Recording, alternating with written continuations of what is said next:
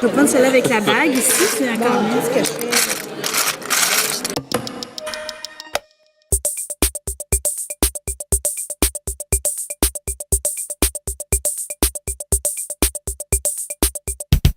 Peut-être qu'on pourrait passer un beau petit vendredi tranquille et une fin de semaine relax. Mais non, nous serons jusqu'à dimanche totalement dans l'action, dans le chaos. Un chaos avec certains points d'ordre qui nous permettront de créer, de prototyper et d'être fiers de nous et surtout surpris dimanche.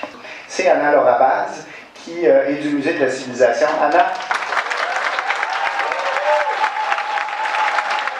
Ça fait longtemps qu'on rêve de ce moment-là. Je ne suis pas la seule à y rêver. J'ai beaucoup de collègues au musée, beaucoup de personnes dans la communauté, à Québec, à Montréal, à Longueuil, à Paris, aux États-Unis, etc., qui rêvent de ce moment-là. J'ai présenté Muséomique des milliers de fois. On va aujourd'hui, ensemble, vous représenter tout ça et vous allez construire Muséomique Québec.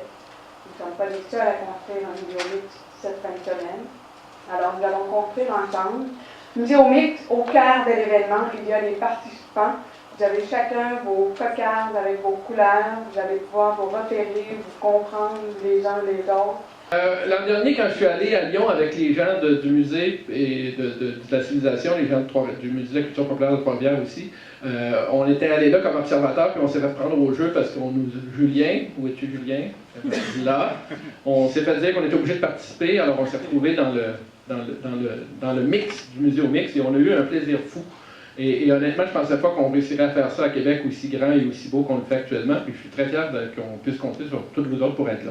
Et rappelez-vous une chose, c'est que Muséomix, ce que j'ai retenu l'an dernier, c'est que c'était un joyeux bordel où l'expérience principale, c'est l'expérience humaine qu'on apprend à travailler en collaboration avec des gens qu'au départ, on ne connaît pas. Et je pense que vous allez la vivre humainement, bien plus que technologiquement ou culturellement dans les 3 jours. Puis je vous souhaite d'avoir beaucoup de plaisir là-dessus.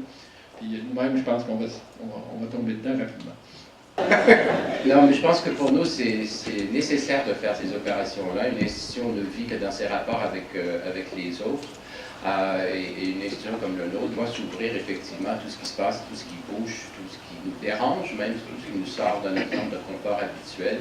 Et donc, c'est très bien que vous soyez ici. Donc, on vous remercie. On sait que vous allez nous apporter quelque chose, donc on vous exploite un peu. C'est ça l'idée. On a souvent l'image d'un musée comme étant un lieu de rigueur, de savoir, de connaissance, sérieux, quoi. Et c'est vrai que nous, on est un lieu de rigueur et de connaissance, et c'est important parce que ce qu'on raconte au public doit d'abord et avant tout fonder. Notre crédibilité passe par cette rigueur.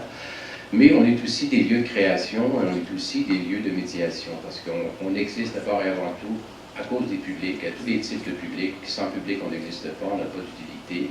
Et donc, notre vrai défi, c'est d'entrer en contact avec le public, et puis les publics sont excessivement variés. Donc, toute la question de la médiation et du contact avec le public est centrale pour nous. Et on se dit bien que les publics changent, que le public évolue, que les publics ne sont pas d'un monotype, ils sont effectivement pluriels. Et il faut faire appel, nous aussi, non seulement à des muséographies diversifiées, mais à des moyens de communication diversifiés et adaptés. Et je pense que la technologie fait partie de ces moyens-là et est en train de provoquer, dans le fond, faire des changements muséographiques importants. Et c'est très bien qu'il en soit ainsi. Et c'est très bien que, comme c'est aussi un lieu de création, parce que faire une expo, et les gens du musée le savent bien, qu'une expo, c'est pas juste de la rigueur scientifique, c'est aussi de la création, et qu'on travaille de façon commune pour bâtir une expo et en faire un acte de création, et qu'on a besoin pour faire de la création, dans le fond, du savoir, de la connaissance, de la sensibilité, de l'ensemble d'intervenants, pas juste de nous, mais que ça se fait aussi collectivement.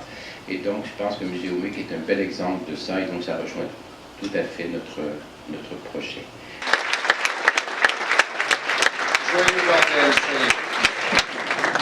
Michel Côté, directeur général du Musée de la Civilisation. Merci beaucoup, M. Côté. Merci pour l'audace. Merci à M. Côté et à toute l'équipe du musée de nous donner le droit de s'approprier pendant 3 jours le musée pour aller au bout de nos rêves, au bout de nos ambitions. En fait, ce sera la seule limite, va être la créativité, va être l'audace que vous, les 80 muséomixeurs qui êtes dans la salle, aurez. Vous verrez tantôt dans la séquence qui nous permettra de créer des équipes et ensuite des projets. On a des terrains de jeu qui sont identifiés. Ces terrains de jeu-là sont des nucléateurs, Mais au-delà de ça, c'est seulement votre audace, votre ambition qui sera la limite. Vous pourrez faire à peu près tout ce que vous voulez dans les limites du raisonnable. Et M. Côté arrivera rapidement si vous allez trop loin, mais ayez pas peur, en fait, c'est pas lui qui va venir. Mais sachez qu'on est là pour être surpris dimanche à 15h quand on ouvrira les portes du musée. En fait, les portes du musée sont ouvertes toute la fin de semaine, mais quand officiellement vos dispositifs seront présentés au public.